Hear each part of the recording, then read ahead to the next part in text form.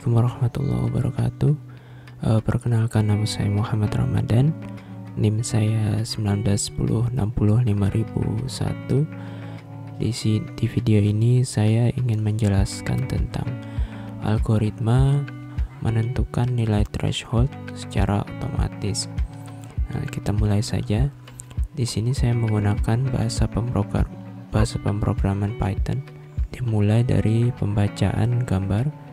Di sini saya menggunakan library OpenCV, pembacaan gambar yang awalnya merupakan gambar yang berwarna, kemudian menggunakan library OpenCV diubah menjadi grayscale.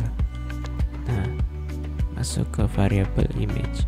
Kemudian supaya bisa dibandingkan nantinya, saya copy gambar ini, kemudian saya masukkan ke variabel image to threshold. Di sini kita lihat ada fungsinya untuk mencari nilai threshold secara otomatis. Sebagaimana ada di modul ini, algoritmanya dia pertama menentukan nilai thresholdnya dulu, kemudian dilakukan segmentasi. Ya, apabila ada G1 yaitu pixel yang lebih terang daripada threshold, kemudian G2 sebagai pixel yang lebih gelap daripada atau sama dengan threshold. Kemudian dilakukan komputasi, dicari nilai rata-rata dari G1 dan G2, yaitu hasilnya M1 M2. Nah, kemudian nilai threshold barunya diambil dari penjumlahan dua rata-rata tadi, kemudian dibagi dua. Apabila nilai threshold awal itu dikurangi nilai threshold baru, nilai absolutnya itu lebih dari delta threshold, kemudian kembali ke step 2 atau diulang. Nah, apabila nilainya kurang dari nilai delta threshold, berarti dia berhenti. Di fungsi ini kita lihat ada delta thresholdnya udah. Nah, kemudian yang pertama adalah membagi nilai yang mana ada pixel yang value nilai keabuannya kurang dari initial threshold, dimasukkan ke variabel ini. Ini maksudnya posisi pixel yang nilai keabuannya itu kurang dari sama dengan nilai threshold awalnya. Kemudian di sini dicari posisi di mana nilai pixel yang keabuannya lebih dari initial thresholdnya. Nah, kemudian kita cari rata-ratanya. Min low ini yang nilai rata-ratanya nilai pixel yang nilainya di bawah initial threshold. Kemudian kita dapatkan di min low. Kemudian dicari juga nilai rata-rata yang setiap nilai pixel keabuannya itu lebih dari initial threshold. Nah, jadi tadi kita tahu posisinya ada di mana. Kemudian kita cari rata-ratanya. Nah, setelah kita dapatkan rata-rata, kita jumlahkan seperti tadi. Kita jumlahkan, kita tambah, kemudian kita bagi dua. Nah, ini penentunya.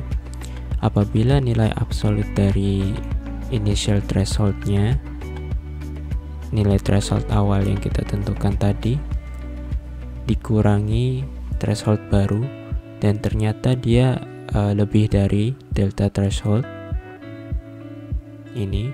Nah, seperti tadi, apabila nilainya lebih dari delta threshold, maka kembali ke step 2. Jadi apabila nilainya lebih dari delta threshold, maka akan dilakukan iterasi selanjutnya. Ini melakukan rekursif. Jadi dia diulang dengan nilai initial thresholdnya menjadi threshold yang baru lagi.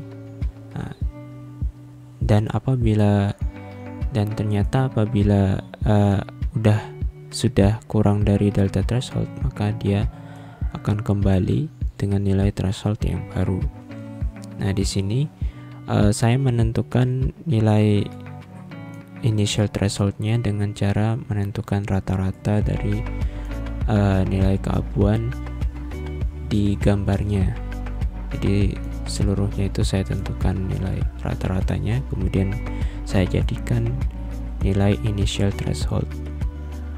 Threshold value ini berisikan nilai yang telah kita dapatkan dari fungsi tadi, nilai threshold yang baru yang kita cari secara algoritma otomatis. Nah, nilai threshold inilah yang akan dijadikan penentu. Nah, di sini kita lihat bagaimana mengubah nilai pixel yang apabila nilai keabuan pixelnya itu kurang dari nilai threshold, maka dia akan menjadi 0 atau warna hitam. Sementara apabila nilai pixelnya itu tidak sama dengan 0, karena di sini kita lihat apabila kurang dari nilai threshold sudah diubah ke warna hitam. Nah, jadi sisanya berarti nilai selain 0. Jadi apabila pixelnya itu nilai keabuannya tidak sama dengan 0, maka kita akan ubah menjadi warna putih. Nah, coba kita jalankan. Nah, di sini ya. Ini gambar awalnya. Kemudian ini gambar setelah di threshold. Kita lihat histogramnya. Di sini gambarnya gambar grayscale. Kita lihat bahwa yang paling tinggi itu merupakan nilai keabuan yang paling banyak. Ini karena latarnya warnanya nilai keabuannya sama dan jumlahnya yang paling banyak pixelnya, jadi dia paling tinggi di sini. Sementara yang lainnya rata.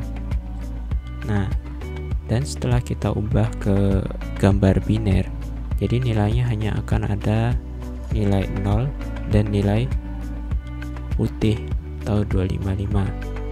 Jadi dia jadi 2 ya, karena biner. Kita lihat nilai putih yang paling banyak. Nah, ya nilai putih yang paling banyak. Nah, itu algoritmanya. Coba kita lihat variabelnya. Nah, di sini bisa kita lihat variabelnya, initial threshold. Nah, initial threshold tadi kita tentukan dengan rata-rata dari gambarnya. Nah, initial thresholdnya 132. Kemudian setelah kita masukkan ke fungsi untuk mencari nilai threshold yang baru secara otomatis, maka akan kita dapatkan nilai 106. Dengan ini kita bisa mendapatkan nilai threshold baru tanpa menentukan secara manual melalui histogram. Nah, delta T ini kita user yang menentukan nilai delta T. Jadi nilai delta T akan mempengaruhi hasil dari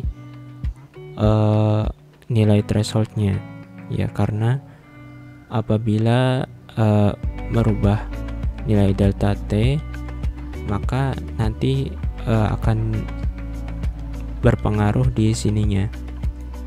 Jadi dialah yang memiliki pengaruh yang cukup besar.